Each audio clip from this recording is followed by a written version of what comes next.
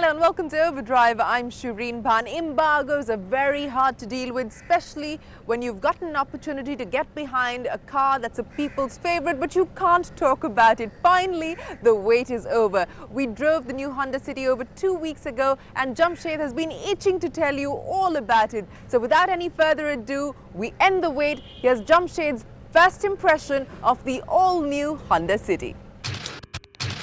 It's been 16 years since Honda launched the City here in India, and since then it's been the flag bearer for the Japanese car maker.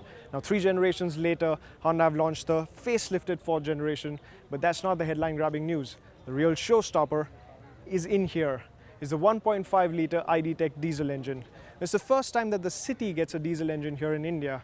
Although you've seen this diesel engine on the Amaze, but Honda claims they've gone and bettered it even more.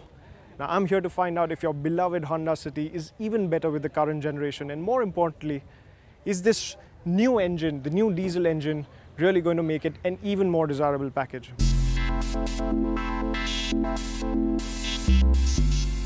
Over the last 3 generations, the changes to the City have been almost absolute. This 4th generation is the first time it would qualify more as a facelift. But akin to the philosophy followed by a lot of manufacturers these days, and rightly so, why fix what ain't broke? Honda has retained the basic silhouette of the 3rd generation, and for the changes, you will have to see the devil in the detail. Though the overall length remains the same, Honda has cut short the overhangs and increased the wheelbase along with the height, so the 4th generation does seem larger than its predecessor. But does this translate into more room on the inside? Yes, it does. You can at once tell that the knee room and the headroom is a substantial improvement. Now the width remains unchanged, but even so, Honda has been able to increase the shoulder room. On the quality department, Honda has upped the game, and it was about time that they did.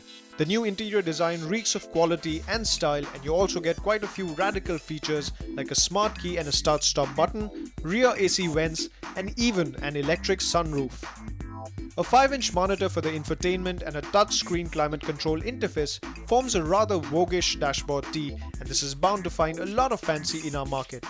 But like I said, the real hero of this tale is hiding modestly under the hood.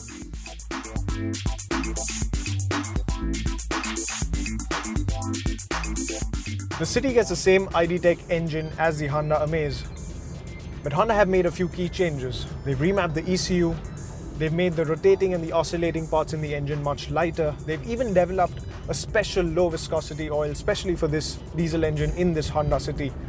The result, Honda claim, is that the City is even more efficient than the Honda Amaze.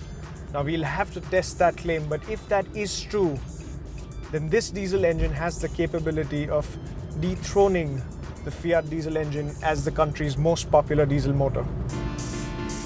Oh, and not to mention sticking it to Maruti's advertising claims.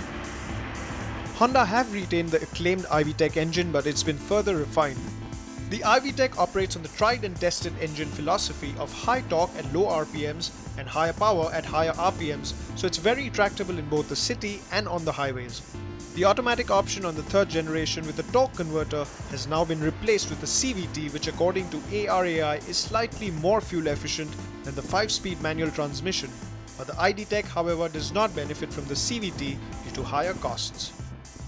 The City diesel gets a new 6-speed manual gearbox. Now that additional 6th gear, what it does is it enables Honda to shorten the gear ratios. Now this aids efficiency, but the downside to it is that you have to keep working that gearbox. Then once you get past 4000 RPM, the torque just suddenly drops. So if you're in an overtaking situation, you make sure that you shift before 4000 RPM, otherwise you're going to find yourself in an uncomfortable situation. The City was also one of the best handling and riding cars in the segment, but Honda felt the need to change the geometry for their front McPherson struts and the rear torsion beam suspensions. So has the resultant change made the City's dynamics even better than before? Honda engineers have used lightweight components in the underpinnings. They've changed it for this 4th generation. They've also increased the wheelbase. Now ideally what this should translate into is better ride quality, but no, I think that the 3rd generation was spot on in the ride quality department, and I don't think Honda should have meddled with it. Now in the 4th generation, you can just feel every surface undulation. Even in the back seat, I think that the ride quality department has taken a fall, a bit of a fall. Another Honda claim is that they have transformed the car's NVH levels with noise insulation materials throughout the cabin.